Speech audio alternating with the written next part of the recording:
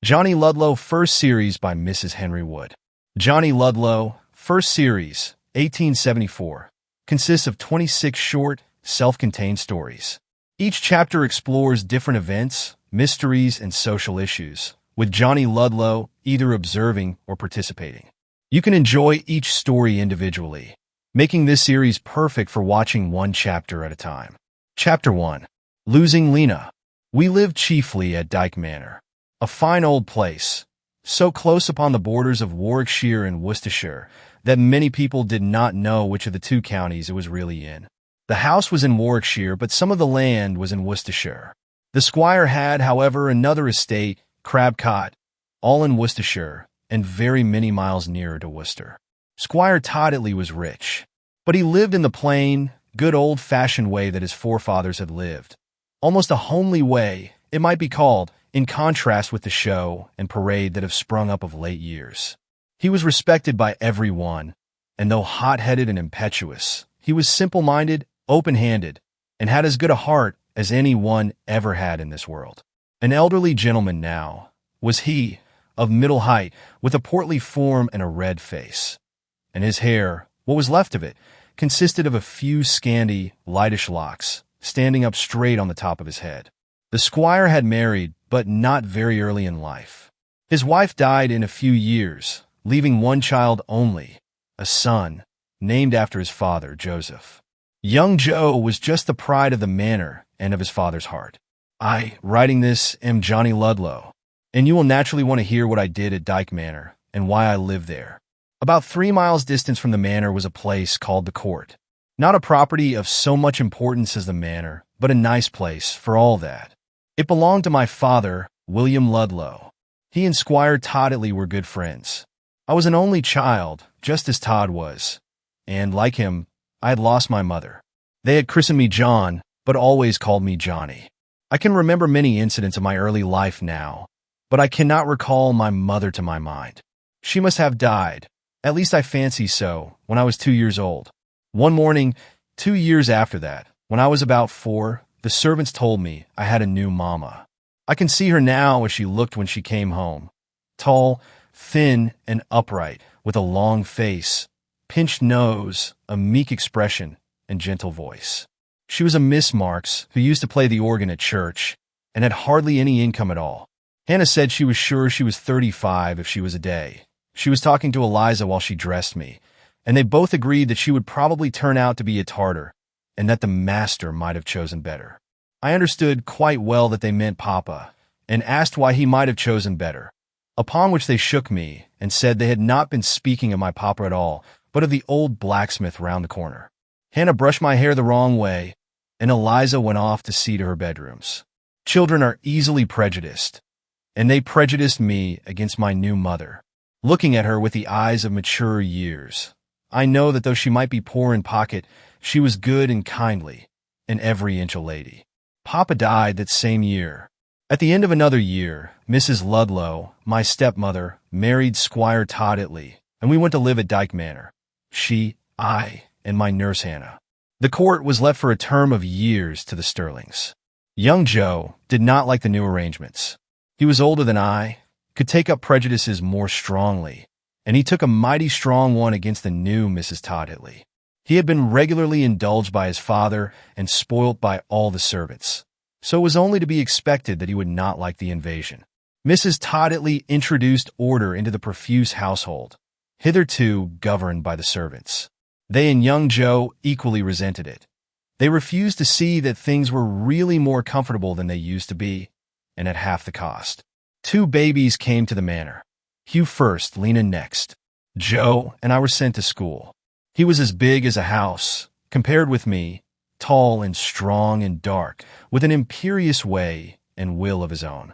I was fair, gentle, timid, yielding to him in all things. His was the master spirit, swaying mine at will. At school the boys at once, the very first day we entered, shortened his name from Todditley to Todd. I caught up the habit, and from that time I never called him anything else. And so the years went on, Todd and I at school being drilled into learning, Hugh and Lena growing into nice little children. During the holidays, hot war raged between Todd and his stepmother. At least silent war. Mrs. Todditley was always kind to him, and she never quarreled, but Todd opposed her in many things and would be generally sarcastically cool to her in manner. We did lead the children into mischief, and she complained of that. Todd did. That is, and of course I followed where he led. But we can't let Hugh grow up a milksop, you know, Johnny, he would say to me, and he would have left to his mother. So Hugh's clothes in Todd's hands came to grief, and sometimes Hugh himself. Hannah, who was the children's nurse now, stormed and scolded over it. She and Todd had ever been at daggers drawn with each other, and Mrs. Todditley would implore Todd with tears in her eyes to be careful with the child. Todd appeared to turn a deaf ear to them, and marched off with Hugh before their very eyes. He really loved the children, and would have saved them from injury with his life. The squire drove and rode his fine horses. Mrs. Todditley had set up a low basket chaise drawn by a mild she-donkey. It was safer for the children, she said. Todd went into fits whenever he met the turnout. But Todd was not always to escape scot-free, or incite the children to rebellion with impunity. There came a day when he brought himself, through it, to a state of self-torture and repentance. It occurred when we were at home for the summer holidays, just after the crop of hay was got in, and the bare fields looked as white in the blazing sun as if they had been scorched. Todd and I were in the three-cornered meadow next the fold yard. He was making a bat net with gauze and 2 sticks. Young Jacobson had shown us as the previous day, and a bat he had caught with it, and Todd thought he would catch bats too. But he did not seem to be making much hand at the net, and somehow managed to send the pointed end of the stick through a corner of it. I don't think the gauze is strong enough, Todd. I'm afraid it is not, Johnny. Here, catch hold of it. I'll go indoors and see if they can't find me some better. Hannah must have some. He flew off past the ricks and leaped the little gate into the fold yard, a tall, strong fellow who might leap the Avon. In a few minutes I heard his voice again and went to meet him. Todd was coming away from the house with Lena. Have you the gauze, Todd? Not a bit of it. The old cat won't look for any. Says she hasn't time. I'll hinder her time a little. Come along, Lena. The old cat was Hannah. I told you she and he were often at daggers drawn. Hannah had a chronic complaint in the shape of ill temper, and Todd called her names to her face. Upon going in to ask her for the gauze, he found her dressing Hugh and Lena to go out, and she just turned him out of the nursery and told him not to bother her then with his gauze and his wants. Lena ran after Todd. She liked him better than all of us put together. She had on a blue silk frock and a white straw hat with daisies round it. Open-work stockings were on her pretty little legs, by which we saw she was about to be taken out for show. What are you going to do with her, Todd? I'm going to hide her, answered Todd in his decisive way. Keep where you are, Johnny. Lena enjoyed the rebellion. In a minute or two, Todd came back alone. He had left her between the ricks in the three-cornered field and told her not to come out. Then he went off to the front of the house, and I stood inside the barn, talking to Mac, who was hammering away at the iron of the cartwheel. Out came Hannah by and by. She had been dressing herself as well as Hugh. Miss Lena. No answer. Hannah called again, and then came up the fold yard looking about. Master Johnny, have you seen the child? What child? I was not going to spoil Todd's sport by telling her. Miss Lena. She has got off somewhere, and my mistress is waiting for her in the basket chaise. I see her just now along of Master Joseph, spoke up Mac, arresting his noisy hammer. See her where? Asked Hannah. Close here, going that way? He pointed to the palings and gate that divided the yard from the three-cornered field. Hannah ran there and stood looking over. The ricks were within a short stone's throw, but Lena kept close. Hannah called out again and threw her gaze over the empty field. The child's not there. Where can she have got to? Tiresome little thing. In the house, and about the house, and out of the house, as the old riddle says, went Hannah. It was jolly to see her. Mrs. Todditley and Hugh were seated patiently in the basket chaise before the hall door, wondering what made Hannah so long. Todd, playing with the mild she-donkey's ears and laughing to himself, stood talking graciously to his stepmother. I went round. The squire had gone riding into Evesham, Dwarf Giles, who made the nattiest little groom in the county, for all his 35 years behind him. I can't find Miss Lena, cried Hannah, coming out. Not find Miss Lena, echoed Mrs. Todditley. What do you mean, Hannah? Have you not dressed her? I dressed her first, ma'am, before Master Hugh, and she went out of the nursery. I can't think where she can have got to. I've searched everywhere. But Hannah, we must have her directly. I am late as it is." They were going over to the court to a children's early party at the Sterlings. Mrs. Todd stepped out of the basket chaise to help in the search. "I had better fetch her, Todd," I whispered. He nodded yes. Todd never bore malice, and I suppose he thought Hannah had had enough of a hunt for that day. I ran through the fold yard to the ricks and called to Lena. "You can come out now, little stupid." But no Lena answered. There were 7 ricks in a group, and I went into all the openings between them. Lena was not there. It was rather odd, and I looked across the field and towards the lane and the coppice, shouting out sturdily, "Mac, have you seen Miss Lena pass indoors?" I stayed to ask him in going back. No, Mac had not noticed her, and I went round to the front again and whispered to Todd, "What a muff you are, Johnny. She's between the ricks fast enough. No danger that she'd come out when I told her to stay. But she's not there indeed, Todd. You go and look." Todd vaulted off, his long legs seeming to take flying leaps, like a deer's, on his way to the ricks. To make short of the story, Lena was gone. Lost. The house, the outdoor buildings, the gardens were searched for her, and she was not to be found. Mrs. Todd's fears flew to the ponds at first, but it was impossible she could have come to grief in either of the two, as they were both in view of the barn door where I and Mac had been. Todd avowed that he had put her amid the ricks to hide her, and it was not to be imagined she had gone away. The most feasible conjecture was that she had run from between the ricks when Hannah called to her, and was hiding in the lane. Todd was in a fever, loudly threatening Lena with unheard-of whippings to cover his real concern. Hannah looked red, Mrs. Toddley white. I was standing by him when the cook came up, a sharp woman with red-brown eyes. We called her Molly. "Mr. Joseph," said she, "I have heard of gypsies stealing children." "Well," returned Todd, "there was one at the door a while agone, an insolent one, too. Perhaps Miss Lena." "Which way did she go?" "Which door was she at?" burst forth Todd. "'Twas a man, sir. He came up to the kitchen door, and steps inside as bold as brass, asking me to buy some wooden skewers he'd cut, and saying something about a sick child. When I told him to march, that we never encourage tramps here, he wanted to answer me, and I just shut the door in his face. A regular gypsy, if ever I see one," continued Molly, his skin tawny and his wild hair jet black. "Maybe in revenge he have stole off the little miss." Todd took up the notion, and his face turned white. "Don't say anything of this to Mrs. Toddley," he said to Molly. "We must just scour the country." But in departing from the kitchen door, the gypsy man could not by any possibility have made his way to the rick field without going through the fold yard. And he had not done that. It was true that Lena might have run round and got into the gypsy's way. Unfortunately, none of the men were about, except Mac and old Thomas. Todd sent these off in different directions. Mrs. Toddley drove away in her pony chaise to the lanes round, saying the child might have strayed there. Molly and the maid started elsewhere, and I and Todd went flying along a by-road that branched off in a straight line, as it were, from the kitchen door. Nobody could keep up with Todd. He went so fast, and I was not tall and strong as he was. But I saw what Todd in his haste did not see. A dark man with some bundles of skewers and a stout stick, walking on the other side of the hedge. I whistled Todd back again. "What is it, Johnny?" he said, panting. "Have you seen her?" "Not her.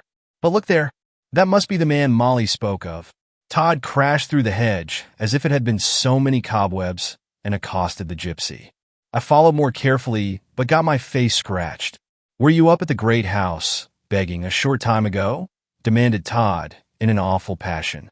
The man turned round on Todd with a brazen face. I say brazen because he did it so independently, but it was not an insolent face in itself, rather a sad one, and very sickly. "What's that you ask me, master?" "I ask whether it was you who were at the manor house just now, begging," fiercely repeated Todd. "I was at a big house offering wares for sale, if you mean that, sir." "I wasn't begging.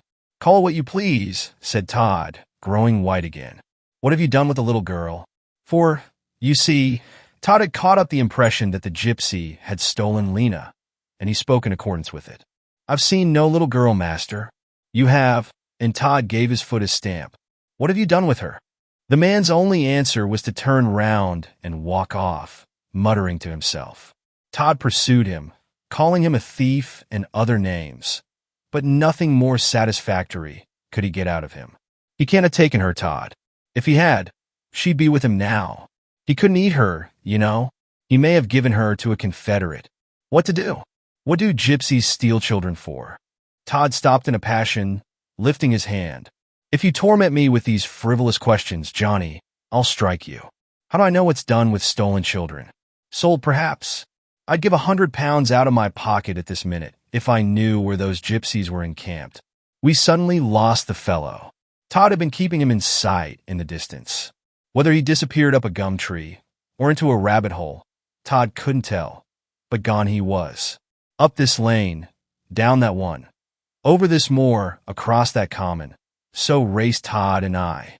And the afternoon wore away, and we had changed our direction a dozen times, which possibly was not wise. The sun was getting low as we passed Ragley Gates, for we had finally got into the Alcester Road. Todd was going to do what we ought to have done at first, report the loss at Ulster. Someone came riding along on a stumpy pony. It proved to be Gruff Blossom, groom to the Jacobsons. They called him Gruff because of his temper. He did touch his hat to us, which was as much as you could say, and spurred the stumpy animal on. But Todd made a sign to him, and he was obliged to stop and listen. "The gypsies stole off little Miss Lena," cried old Blossom, coming out of his gruffness. "That's a rum go. 10 to 1 if you find her for a year to come." "But, Blossom, what do they do with the children they steal?" I asked in a sort of agony. "They cuts their hair off and dyes their skins brown, and then takes 'em out to fairs a ballad singing," answered Blossom. "But why need they do it, when they have children of their own?" "Ah, well, that's a question I couldn't answer," said old Blossom. "Maybe therein aren't pretty children. Miss Lena, she is pretty. Have you heard of any gypsies being encamped about here?" Todd demanded of him. "Not lately, Mr. Joseph. 5 or 6 months ago, there was a lot camped on the Marcus's ground. They weren't there long. Can't you ride about, Blossom, and see after the child?" asked Todd, putting something into his hand. Old Blossom pocketed it and went off with a nod. He was riding about, as we knew afterwards, for hours. Todd made straight for the police station at Ulster and told his tale. Not a soul was there but Jenkins, one of the men. "I haven't seen no suspicious characters about," said Jenkins, who seemed to be eating something. He was a big man, with short black hair combed on his forehead, and he had a habit of turning his face upwards, as if looking after his nose, a square ornament that stood up straight. "She is between 4 and 5 years old, a very pretty child with blue eyes and a good deal of curling auburn hair," said Todd, who was growing feverish. Jenkins wrote it down, name Todd Itley. "What Christian name?" "Adelina, called Lena." "Recollect the dress, sir?"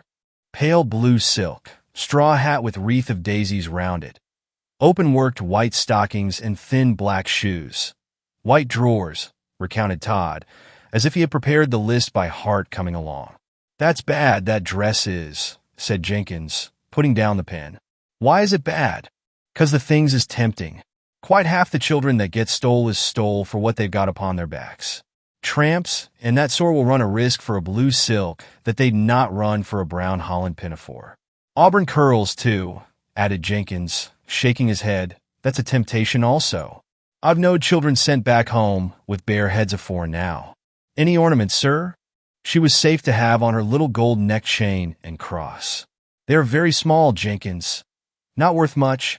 Jenkins lifted his nose. Not in disdain. It was a habit he had. "Not worth much to you, sir, who could buy such any day, but an uncommon bait to professional child stealers. Were the cross a coral, or any stone of that sort?" "It was a small gold cross, and the chain was thin. They could only be seen when her cloak was off." "Oh, I forgot the cloak. It was white. Llama, I think they call it. She was going to a child's party." Some more questions and answers, most of which Jenkins took down. Handbills were to be printed and posted, and a reward offered on the morrow, if she was not previously found. Then we came away. There was nothing more to do at the station. Wouldn't it have been better, Todd, had Jenkins gone out seeking her and telling of the loss abroad, instead of waiting to write all that down? "Johnny, if we don't find her tonight, I shall go mad," was all he answered. He went back down Alcester Street at a rushing pace. Not a run, but a quick walk. "Where are you going now?" I asked. "I'm going uphill and down Dale until I find that gypsy's encampment. You can go on home, Johnny, if you're tired." I had not felt tired until we were in the police station. Excitement keeps off fatigue, but I was not going to give in and said I should stay with him. "All right, Johnny." Before we were clear of Ulster, Bud the land agent came up. He was turning out of the public house at the corner. It was dusk then. Todd laid hold of him. "Bud, you're always about in all kinds of nooks and bylanes. Can you tell me of any encampment of gypsies between here and the manor house?" The agent's business took him abroad a great deal, into the rural districts around. "Gypsies' encampment?" repeated Bud, giving both of us a stare. "There's none that I know of. In the spring, a lot of them had the impudence to squat down on the marquees." "Oh, I know all that," interrupted Todd. "Is there nothing of the sort about now?" "I saw a miserable little tent today up Cookhill way," said Bud. "It might have been a gypsy's or a traveling tinker's. 'Twasn't of much account, whichever it was." Todd gave a spring. "Whereabouts?" was all he asked, and Bud explained where. Todd went off like a shot, and I after him. If you are familiar with Ulster, or have visited at Ragley, or anything of that sort, you must know the long green lane leading to Cookhill. It is dark with overhanging trees, and uphill all the way. We took that road, Todd first and I next, and we came to the top and turned in the direction Bud had described the tent to be in. It was not to be called dark. The nights never are at midsummer, and rays from the bright light in the west glimmered through the trees. On the outskirts of the coppice, in a bit of low ground, we saw the tent, a little mite of a thing, looking no better than a funnel turned upside down. Sounds were heard within it, and Todd put his finger on his lip while he listened. But we were too far off, and he took his boots off and crept up close. Sounds of wailing, of someone in pain, but that Todd had been 3 parts out of his senses all the afternoon. He might have known at once that they did not come from Lena, or from anyone so young. Words mingled with them in a woman's voice, uncouth in its accents, nearly unintelligible, and awful sadness in its tones. A bit longer, Corey, and he'd ha' been back. You needn't ha' grudged it to us. Oh, if ye had but waited a bit longer." I don't write it exactly as she spoke. I shouldn't know how to spell it. We made a guess at half the words. Todd, who had grown white again, put on his boots and lifted up the opening of the tent. I had never seen any scene like it. I don't suppose I shall ever see another. About a foot from the ground was a raised surface of some sort, thickly covered with dark green rushes, just the size and shape of a gravestone. A little child, about as old as Lena, lay on it, a white cloth thrown over her, and just touching the white, still face. A torch, blazing and smoking away, was thrust into the ground and lighted up the scene. Wider the face looked now, because it had been tawny in life. I would rather see one of our faces in death than a gypsy's. The contrast between the white face and dress of the child and the green bed of rushes it lay on was something remarkable. A young woman, dark too, and handsome enough to create a commotion at the fair, knelt down, her brown hands uplifted. A gaudy ring on one of the fingers, worth 6 pence perhaps when new, sparkled in the torchlight. Todd strode up to the dead face and looked at it for full 5 minutes. I do believe he thought at first that it was Lena. "What is this?" he asked. "It is my dead child," the woman answered. She did not wait that her father might see her die. But Todd had his head full of Lena and looked round. "Is there no other child here?" As if to answer him, a bundle of rags came out of a corner and set up a howl. It was a boy of about 7, and our going in had wakened him up. The woman sat down on the ground and looked at us. "We have lost a child, a little girl," explained Todd. "I thought she might have been brought here, or have strayed here." "I've lost my girl," said the woman. "Death has come for her." And when speaking to us, she spoke more intelligibly than when alone. "Yes, but this child has been lost out of doors. Have you seen or heard anything of one?" "I've not been in the way of seeing or hearing, master. I've been in the tent alone. If folks had come to my aid, Corey might not have died." I've had nothing but water to put to her lips all day." "What was the matter with her?" Todd asked, convinced at length that Lena was not there. "She had been ailing long, worse since the moon come in. The sickness took her with the summer, and the strength began to go out. Jake had been down too. He couldn't get out to bring us help, and we have had none. Jake was the husband we supposed. The help meant food or funds to get it with. He sat all yesterday cutting skewers, his hands amos too weak to fashion them. Maybe he'd sell 'em for a few ha'pence, he said. And he went out this morning to try and bring home a morsel of food." "Todd," I whispered, "I wish that hard-hearted Molly had." "Hold your tongue, Johnny," he interrupted sharply. "Is Jake your husband?" he asked of the woman. "He is my husband and the children's father." "Jake would not be likely to steal a child, would he?" asked Todd, in a hesitating manner for him. She looked up, as if not understanding. "Steal a child, master? What for?" "I don't know," said Todd. "I thought perhaps he had done it, and had brought the child here." Another comical stare from the woman. "We couldn't feed these of ours. What should we do with another?" "Well, Jake called at our house to sell his skewers, and, directly afterwards, we missed my little sister. I've been hunting for her ever since." "Was the house far from here?" "A few miles. Then he have sunk down of weakness on his way, and can't get back." Putting her head on her knees, she began to sob and moan. The child, the living one, began to bawl. One couldn't call it anything else, and pulled at the green rushes. He knew Corey was sick and faint when he went out. He'd have got back afore now if his strength hadn't failed him, though maybe he didn't think of death. Whist then, door," she added to the boy. "Don't cry," said Todd to the little chap, who had the largest, brightest eyes I ever saw. "That will do no good, you know." "I want Corey," said he. "Where's Corey gone?" "She's gone up to God," answered Todd, speaking very gently. "She's gone to be a bright angel with him in heaven." "Will she fly down to me?" asked Dorr, his great eyes shining through their tears at Todd. "Yes," affirmed Todd, who had a theory of his own on the point, and used to think, when a little boy, that his mother was always near him, one of God's angels keeping him from harm. "And after a while, you know, if you are good, you'll go to Corey and be an angel too." "God bless you, master," interposed the woman. "He'll think of that always." "Todd," I said, as we went out of the tent, "I don't think they are people to steal children." "Who's to know what the man would do?" retorted Todd. "A man with a dying child at home wouldn't be likely to harm another." Todd did not answer. He stood still a moment, deliberating which way to go. Back to Ulster, where a conveyance might be found to take us home, for the fatigue was telling on both of us, now that disappointment was prolonged, and I, at least, could hardly put one foot before another. Or down to the high road, and run the chance of some vehicle overtaking us? Or keep on amidst these fields and hedgerows, which would lead us home by a rather nearer way, but without chance of a lift? Todd made up his mind, and struck down the lane the way we had come up. He was on first, and I saw him suddenly halt and turn to me. "Look here, Johnny." I looked as well as I could for the night and the trees, and saw something on the ground. A man had sunk down there, apparently from exhaustion. His face was a tawny white, just like the dead child's. A stout stick and the bundles of skewers lay beside him. "Do you see the fellow, Johnny?" "It is the gypsy. Has he fainted?" "Fainted or shamming it. I wonder if there's any water about." But the man opened his eyes. Perhaps the sound of voices revived him. After looking at us a minute or two, he raised himself slowly on his elbow.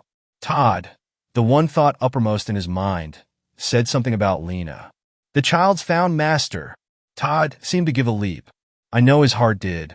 "Found? Been safe at home this long while. Who found her?"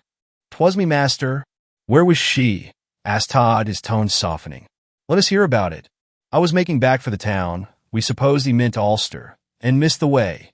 Land about here's strange to me. Going through a bit of a groove, which didn't seem as if it was leading to nowhere. I heard a child crying. There was the little thing tied to a tree, stripped," roared Todd. "Stripped to the skin, sir, save for a dirty old skirt that was tied round her. A woman carried her off to that spot, she told me, robbed her of her clothes, and left her there, knowing where she must ha' been stole from. Through your accusing me of it, master. I untied her to lead her home, but her feet weren't used to the rough ground, and I made shift to carry her. A matter of 2 miles it were, and I be not good for much. I left her at home safe and set off back. That's all, master.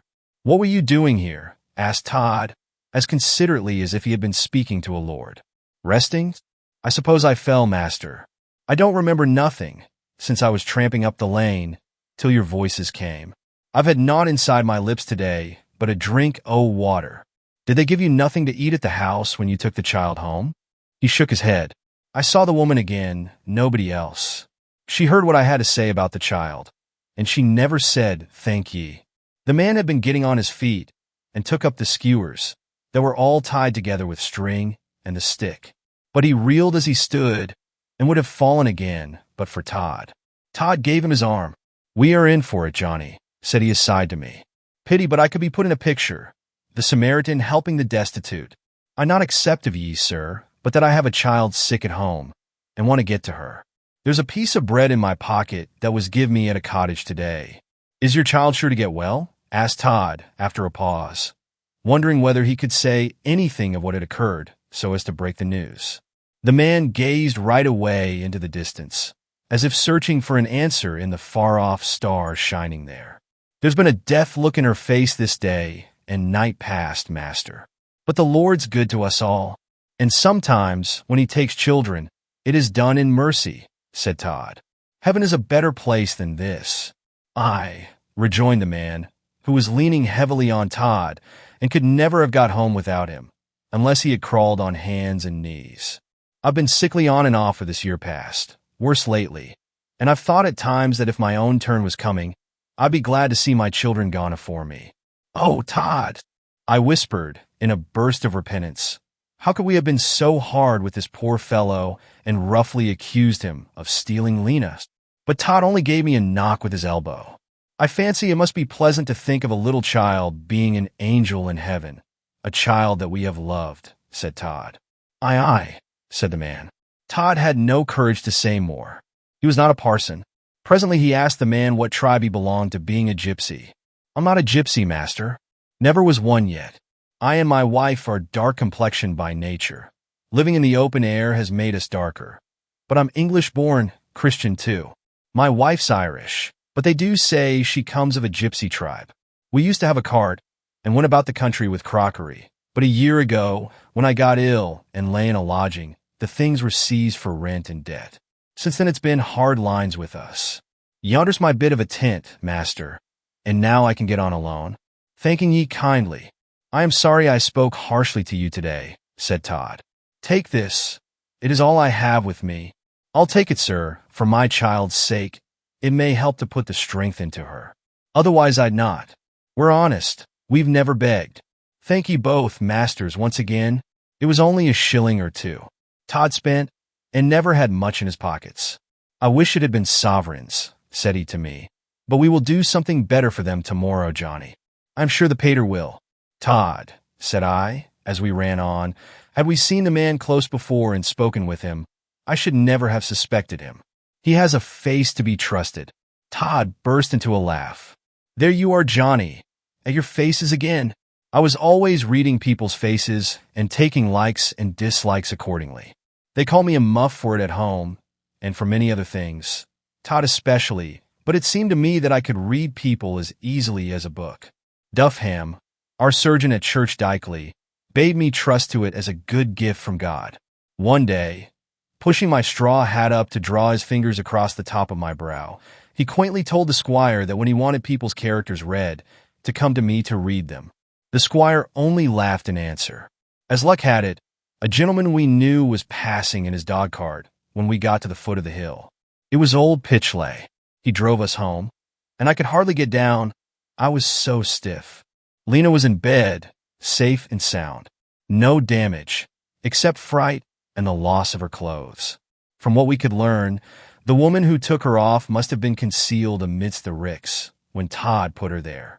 Lena said the woman laid hold of her very soon, caught her up, and put her hand over her mouth to prevent her crying out. She could only give one scream. I ought to have heard it. Only Mac was making such an awful row, hammering that iron. How far along fields and byways the woman carried her, Lena could not be supposed to tell. Miles, she said. Then the thief plunged amidst a few trees, took the child's things off, put on an old rag of a petticoat, and tied her loosely to a tree. Lena thought she could have got loose herself, but was too frightened to try, and just then the man Jake came up. I liked him, said Lena. He carried me all the way home, that my feet should not be hurt, but he had to sit down sometimes.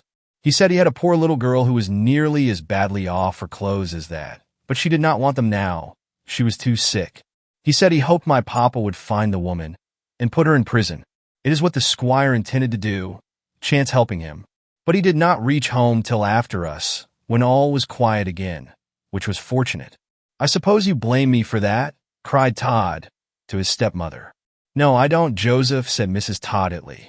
She called him Joseph nearly always, not liking to shorten his name, as some of us did. It is so very common a thing for the children to be playing in the three-cornered field amidst the ricks, and no suspicion that danger could arise from it having ever been glanced at. I do not think any blame attaches to you. I am very sorry now for having done it, said Todd. I shall never forget the fright to the last hour of my life. He went straight to Molly, from Mrs. Todd-Itley, a look on his face that, when seen there, which was rare, the servants did not like. Deference was rendered to Todd in the household. When anything should take off the good old pater, Todd would be master. What he said to Molly no one heard, but the woman was banging at her brass things in a tantrum for 3 days afterwards. And when we went to see after poor Jake and his people, it was too late. The man, the tent, the living people, and the dead child, all were gone. Chapter 2. Finding both of them. Worcester assizes were being held, and Squire Todd-Itley was on the grand jury. You see, although Dyke Manor was just within the borders of Warwickshire, the greater portion of the squire's property lay in Worcestershire. This caused him to be summoned to serve. We were often at his house there, Crabcott. I forget who was foreman of the jury that time, either Sir John Packington or the Honourable Mr. Coventry. The week was jolly. We put up at the Star and Garter when we went to Worcester, which was 2 or 3 times a year, generally at the assizes or the races or the quarter sessions, one or other of the busy times. The pater would grumble at the bills and say we boys had no business to be there, but he would take us if we were at home for all that. The assizes came on this time the week before our summer holidays were up. The squire wished they had not come on until the week after. Anyway, there we were in clover, the squire about to be stewed up in the county courts all day, I and Todd flying about the town and doing what we liked. The judges came in from Oxford on the usual day, Saturday, and, to make clear what I'm going to tell about, we must go back to that morning and to Dyke Manor. It was broiling hot weather, and Mrs. Todd-Itley, Hugh, and Lena, with old Thomas and Hannah, all came on the lawn after breakfast to see us start. The open carriage was at the door with the fine dark horses. When the squire did come out, he liked to do things well, and Dwarf Giles, the groom, had gone on to Worcester the day before with the 2 saddle horses, the Paters and Todds. They might have ridden them in this morning, but the squire chose to have his horses sleek and fresh when attending the high sheriff. "Shall I drive, sir?" asked Todd. "No," said the pater. "These 2 have queer tempers and must be handled carefully." He meant the horses Bob and Blister. Todd looked at me. He thought he could have managed them quite as well as the pater. "Papa," cried Lena, as we were driving off, running up in her white pinafore with her pretty hair flying, "if you can catch that naughty kidnapper at Worcester, you put her in prison." The squire nodded emphatically, as much as to say, "Trust me for that." Lena alluded to the woman who had taken her off and stolen her clothes 2 or 3 weeks before. Todd said, afterwards, there must have been some provision on the child's mind when she said this. We reached Worcester at 12. It is a long drive, you know. Lots of country people had arrived, and the squire went off with some of them. Todd and I thought we'd order luncheon at the Star, a jolly good one. Stewed lampreys, kidneys, and cherry tart, and let it go into the squire's bill. I'm afraid I envied Todd. The old days of traveling post were past, when the sheriff's procession would go out to Whittington to meet the judge's carriage. They came now by rail from Oxford, and the sheriff and his attendants received them at the railway station. It was the first time Todd had been allowed to make one of the gentlemen attendants. The squire said now he was too young, but he looked big and tall and strong. To see him mount his horse and go cantering off with the rest sent me into a state of envy. Todd saw it. "Don't drop your mouth, Johnny," said he. "You'll make one of us in another year or two." I stood about for half an hour, and the procession came back, passing the star on its way to the county courts. The bells were ringing, the advanced heralds blew their trumpets, and the javelin guard rode at a foot pace, their lances in rest, preceding the high sheriff's grand carriage, with its 4 prancing horses and their silvered harness. Both the judges had come in, so we knew that business was over at Oxford. They sat opposite to the sheriff and his chaplain. I used to wonder whether they traveled all the way in their wigs and gowns, or robed outside Worcester. Squire Todd Hitley rode in the line next the carriage, with some more old ones of consequence. Todd on his fine bay was nearly at the tail, and he gave me a nod in passing. The judges were going to open the commission, and Foregate Street was crowded.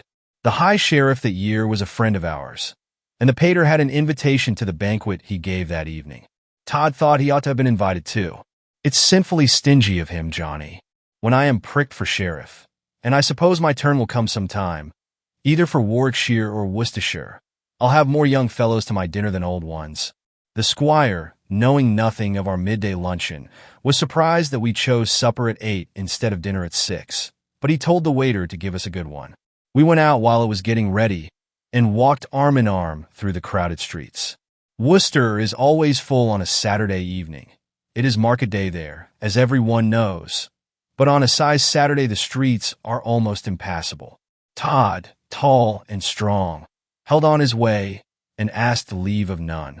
"Now then, you two gents, can't you go on proper and not elbow respectable folks like that?" "Holloa!" cried Todd, turning at the voice. "Is it you, old Jones?" Old Jones, the constable of our parish, touched his hat when he saw it was us and begged pardon.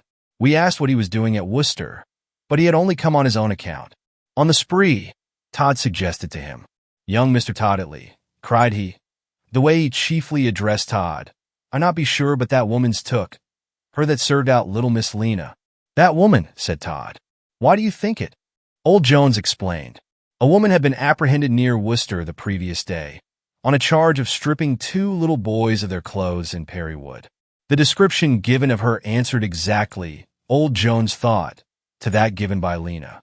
"She stripped him to the skin," groaned Jones, drawing a long face as he recited the mishap. "2 poor little chaps of 3 years, they was living in them cottages under the wood.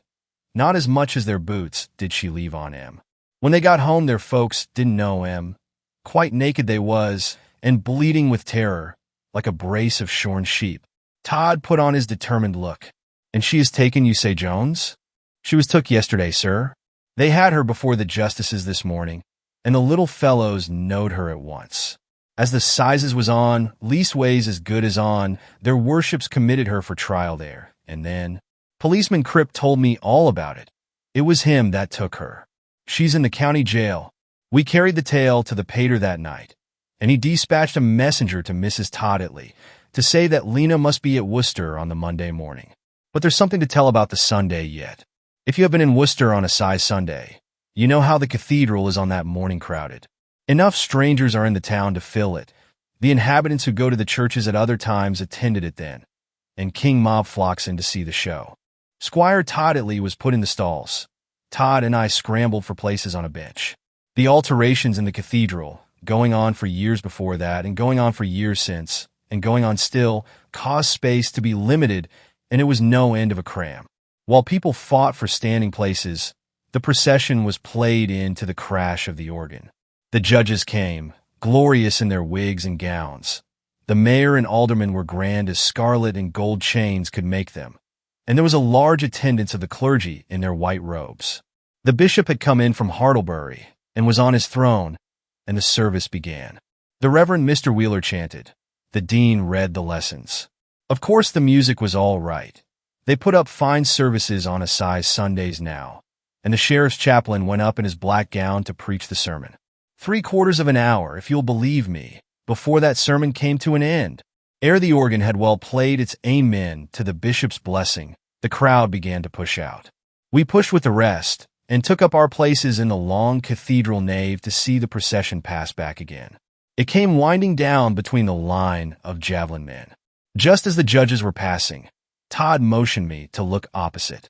There stood a young boy in dreadful clothes, patched all over, but otherwise clean, with great dark wondering eyes riveted on the judges, as if they had been stilted peacocks.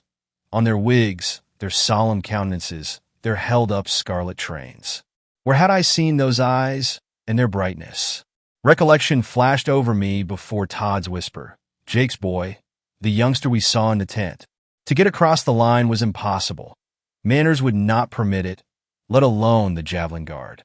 And when the procession had passed, leaving nothing but a crowd of shuffling feet and the dust on the white cathedral floor, the boy was gone.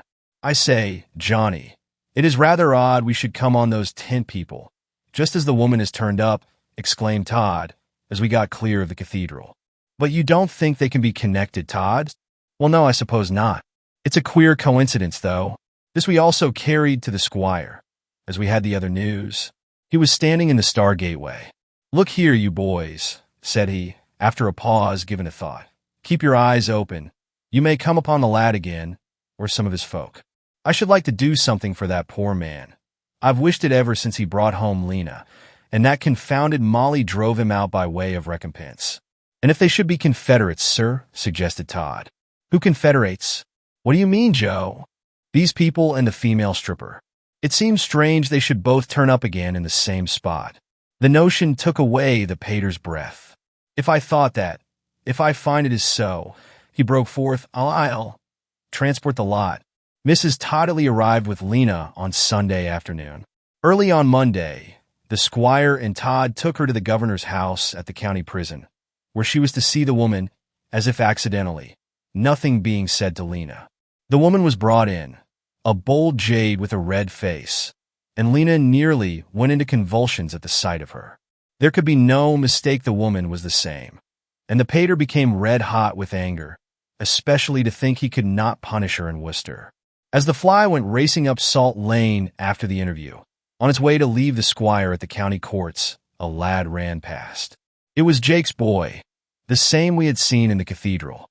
Todd leaped up and called to the driver to stop, but the pater roared out an order to go on. His appearance at the court could not be delayed, and Todd had to stay with Lena. So the clue was lost again. Todd brought Lena to the Star, and then he and I went to the criminal court and bribed a fellow for places. Todd said it would be a sin not to hear the kidnapper tried. It was nearly the first case called on. Some of the lighter cases were taken first, while the grand jury deliberated on their bills for the graver ones. Her name, as given in, was Nancy Cole, and she tried to excite the sympathies of the judge and jury by reciting a whining account of a deserting husband and other ills. The evidence was quite clear. The two children, little shavers in petticoats, set up a roar in court at sight of the woman, just as Lena had done in the governor's house, and a dealer in marine stores produced their clothes, which he had bought of her. Todd whispered to me that he should go about Worcester after this in daily dread of seeing Lena's blue silk frock and open-work stockings hanging in a shop window. Something was said during the trial about the raid the prisoner had also recently made on the little daughter of Mr. Toddley, of Dyke Manor, Warwickshire, and of Crabcott, Worcestershire, one of the gentlemen of the grand jury at present sitting in deliberation in an adjoining chamber of the court. But, as the judge said, that could not be received in evidence. Mrs. Cole brazened it out. Testimony was too strong for her to attempt denial. And if she had took a few bits o' things, 'cause she was famishing, she didn't hurt the childer. She'd never hurt a child in her life. Couldn't do it. Just contrary to that, she gave him sugar plums and candy, and a piece of a wig, one she did. What was she to do? Starve? Since her wicked husband, that she hadn't seen for this 5 year, deserted of her, and her 2 boys, fine grown lads both of 'em, had been accused of theft and got put away from her, one into prison, t'other into a formatory. She had no soul to care for her, nor help her to a bit o' bread. Life was hard, and times was bad. And there was no good o' saying more. Guilty, said the foreman of the jury, without turning round. We find the prisoner guilty, my lord. The judge sentenced her to 6 months' imprisonment with hard labor. Mrs. Cole brazened it out still. "Thank you," said she to his lordship, dropping a curtsy as they were taking her from the dock. "And I hope you'll sit there, old gentleman, till I come out again." When the squire was told of the sentence that evening, he said it was too mild by half, and talked of bringing her also to book at Warwick. But Mrs. Todd at least said, "No, forgive her. After all, it was only the loss of the clothes." Nothing whatever had come out during the trial to connect Jake with the woman. She appeared to be a waif without friends. "And I watched and listened closely for it, mind you, Johnny," remarked Todd. It was a day or two after this, I think on the Wednesday evening. The squire's grand jury duties were over, but he stayed on, intending to make a week of it. Mrs. Todd Hitley and Lena had left for home. We had dined late, and Todd and I went for a stroll afterwards, leaving the pater and an old clergyman who had dined with us to their wine. In passing the cooked meat shop in High Street, we saw a little chap looking in, his face flattened against the panes. Todd laid hold of his shoulder, and the boy turned his brilliant eyes and their hungry expression upon us. "Do you remember me, Dor?" You see, Todd had not forgotten his name. Dor evidently did remember, and whether it was that he felt frightened at being accosted, or whether the sight of us brought back to him the image of the dead sister lying on the rushes, was best known to himself. But he burst out crying. "There's nothing to cry for," said Todd. "You need not be afraid. Could you eat some of that meat?" Something like a shiver of surprise broke over the boy's face at the question, just as though he had had no food for weeks. Todd gave him a shilling and told him to go in and buy some. But the boy looked at the money doubtingly. "A whole shilling? They'd think I stole it." Todd took back the money and went in himself. He was as proud a fellow as you'd find in the two counties, and yet he would do all sorts of things that many another glanced askance at. "I want half a pound of beef," said he to the man who was carving, "and some bread, if you sell it. And I'll take one of those small pork pies." "Shall I put the meat in paper, sir?" asked the man, as if doubting whether Todd might prefer to eat it there. "Yes," said Todd, and the customers, working men and a woman in a drab shawl, turned and stared at him. Todd paid, took it all in his hands, and we left the shop. He did not mind being seen carrying the parcels, but he would have minded letting them know that he was feeding a poor boy. "Here, Dor, you can take the things now," said he, when we had gone a few yards. "Where do you live?" Dor explained after a fashion. We knew Worcester well, but failed to understand. "Not far from the big church," he said, and at first we thought he meant the cathedral. "Never mind," said Todd. "Go on and show us." He went skimming along, Todd keeping him within arm's length, lest he should try to escape. Why Todd should have suspected he might, I don't know. Nothing, as it turned out, could have been farther from Dor's thoughts. The church he spoke of proved to be All Saints. The boy turned up an entry near to it, and we found ourselves in a regular rookery of dirty, miserable, tumble-down houses. Loose men stood about, pipes in their mouths, women in tatters, their hair hanging down. Dor dived into a dark den that seemed to be reached through a hole you had to stoop under. My patience! What a close place it was, with a smell that nearly knocked you backwards. There was not an earthly thing in the room that we could see, except some straw in a corner, and on that Jake was lying. The boy appeared with a piece of lighted candle, which he had been upstairs to borrow. Jake was thin enough before. He was a skeleton now. His eyes were sunk. The bones of his face stood out. The skin glistened on his shapely nose. His voice was weak and hollow. He knew us and smiled. "What's the matter?" asked Todd, speaking gently. "You look very ill." "I be very ill, master. I've been getting worse ever since." His history was this. The same night that we had seen the tent at Cookhill, some traveling people of Jake's fraternity happened to encamp close to it for the night. By their help, the dead child was removed as far as Evesham, and there buried. Jake, his wife and son, went on to Worcester, and there the man was taken worse. They had been in this room since.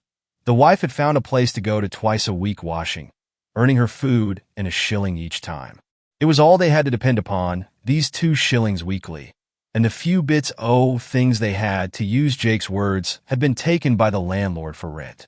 But to see Jake's resignation was something curious. "He was very good," he said, alluding to the landlord and the seizure. "He left me the straw. When he saw how bad I was, he wouldn't take it. We had been obliged to sell the tent, and there was almost nothing for him. Have you had no medicine?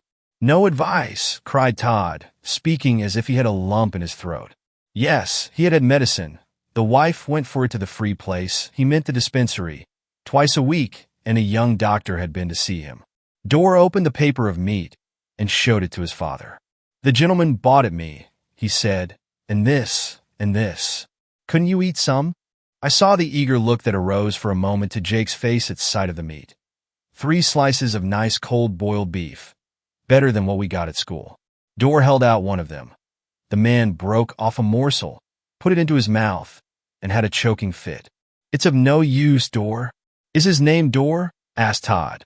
His name is James, sir. Same as mine, answered Jake, panting a little from the exertion of swallowing. The wife, she has called him Dorr for dear, and I fell into it. She has called me Jake all along. Todd felt something ought to be done to help him, but he had no more idea what than the man in the moon. I had less. As Dorr piloted us to the open street, we asked him where his mother was. It was one of her working days out, he answered. She was always kept late. Could he drink wine, do you think, Dorr? The gentleman said he was to have it, answered Dorr, alluding to the doctor. How old are you, Dorr? I'm a nigh 10.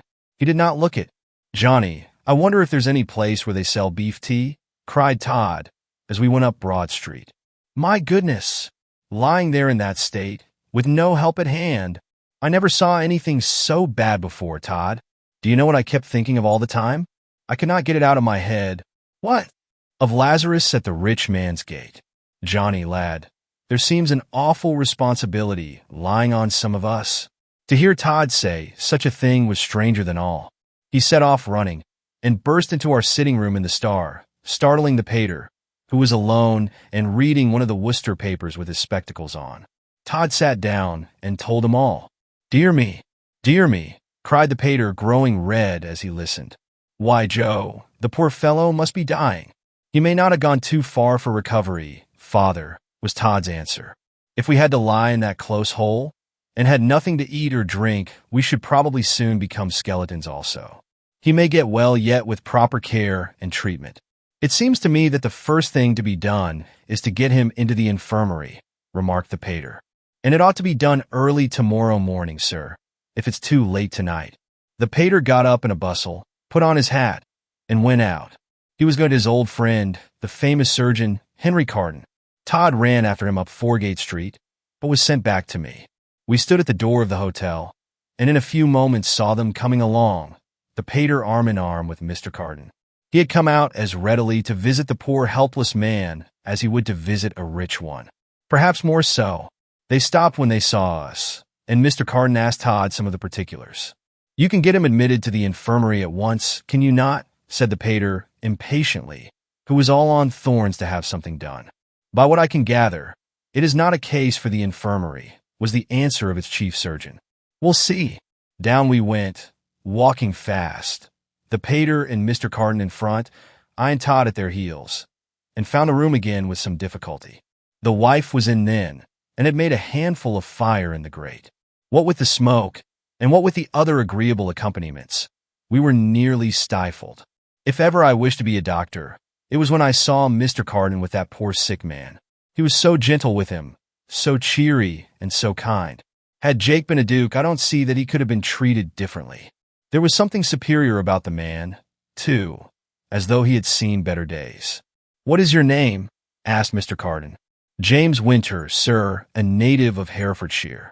I was on my way there when I was taken ill in this place. What to do there? To get work? No, sir, to die. It don't much matter, though. God's here as well as there. You are not a gypsy? Oh dear, no, sir. From my dark skin, though, I've been taken for one. My wife's descended from a gypsy tribe. We are thinking of placing you in the infirmary, Jake, cried the pater. You will have every comfort there, and the best of attendance. This gentleman— We'll see, interposed Mr. Carden, breaking in hastily on the promises. I'm not sure that the infirmary will do for him. It is too late, sir, I think, said Jake quietly to Mr. Carden. Mr. Carden made no reply. He asked the woman if she had such a thing as a teacup or wine glass. She produced a cracked cup with the handle off and a notch in the rim. Mr. Carden poured something into it that he had brought in his pocket and stooped over the man. Jake began to speak in his faint voice. "Sir, I not seem ungrateful, but I'd like to stay here with the wife and boy to the last. It can't be for long now. Drink this. It will do you good," said Mr. Carden, holding the cup to his lips. "This close place is a change from the tent," I said to the woman, who was stooping over the bit of fire. Such a look of regret came upon her countenance as she lifted it, just as if the tent had been a palace. "When we got here, master, it was after that 2 days' rain, and the ground was sopping. It didn't do for him," glancing round at the straw. "He was getting mighty bad then, and we just put our heads into this place. Bad luck to us." The squire gave her some silver and told her to get anything, and she thought best. It was too late to do more that night. The church clocks were striking 10 as we went out. "Won't it do to move him to the infirmary?"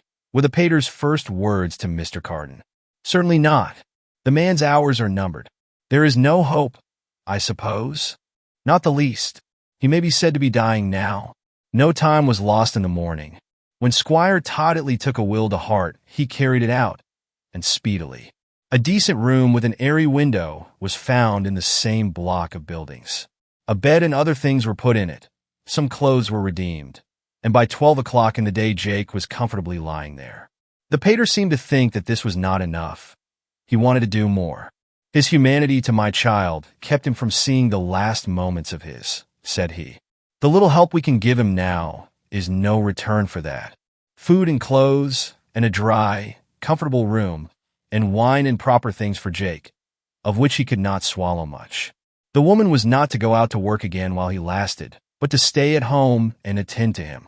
"I shall be at liberty by the hop-picking time," she said with a sigh. Ah, poor creature! Long before that, when Todd and I went in later in the afternoon, she had just given Jake some physic ordered by Mr. Carden. She and the boy sat by the fire, tea and bread and butter on the deal table between them. Jake lay in bed, his head raised on account of his breathing. I thought he was better, but his thin white face, with the dark, earnest, glistening eyes, was almost painful to look upon. "The reading gentlemen have been in," cried the woman suddenly. "He's coming again, he says the night or the morning." Todd looked puzzled, and Jake explained.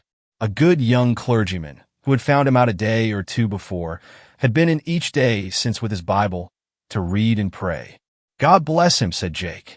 "Why did you go away so suddenly?" Todd asked, alluding to the hasty departure from Cookhill. "My father was intending to do something for you." "I didn't know that, sir. Many thanks all the same. I'd like to thank you too, sir," he went on after a fit of coughing. "I've wanted to thank you ever since. When you gave me your arm up the lane and said them pleasant things to me about having a little child in heaven. You knew she was gone?" "Yes." "It broke the trouble to me, sir. My wife heard me coughing afar off and came out o' the tent. She didn't say at first what there was in the tent, but began telling how you had been there. It made me know what had happened, and when she set on grieving, I told her not to. Carrie was gone up to be an angel in heaven." Todd touched the hand he put out, not speaking. "She's waiting for me, sir," he continued in a fainter voice. "I'm as sure of it as if I saw her. The little girl I found and carried to the great house has rich friends and a fine home to shelter her. Mine had none, and so it was for the best that she should go. God has been very good to me. Instead of letting me fret after her, or murmur at lying helpless like this, he only gives me peace. That man must have had a good mother," cried out Todd, as we went away down the entry. And I looked up at him. He spoke so queerly. "Do you think he will get better, Todd? He does not seem as bad as he did last night." "Get better," retorted Todd. "You'll always be a muff, Johnny. Why, every breath he takes threatens to be his last. He is miles worse than he was when we found him. This is Thursday. I don't believe he can last out longer than the week, and I think Mr. Carden knows it. He did not last so long. On the Saturday morning, just as we were going to start for home, the wife came to the Star with the news. Jake had died at 10 the previous night. "He went off quiet," said she to the squire. I asked if he'd not like a drink, but he wouldn't have it. The good gentleman had been there giving him the bread and wine, and he said he'd take nothing he thought after that. "I'm going, Mary," he suddenly says to me about 10 o'clock, and he called Dora up and shook hands with him and bade him be good to me, and then he shook hands with me. "God bless you both," says he, "for Christ's sake, and God bless the friends who have been kind to us." And with that he died. That's all for now. And I hope no one will think I invented this account of Jake's death, for I should not like to do it. The wife related it to us in the exact words written. "And I able to do so little for him," broke forth the squire, suddenly, when we were about halfway home, and he lashed up Bob and Blister regardless of their tempers, which the animals did not relish. And so that a sigh's week ended the matter, bringing imprisonment to the kidnapping woman and to Jake death.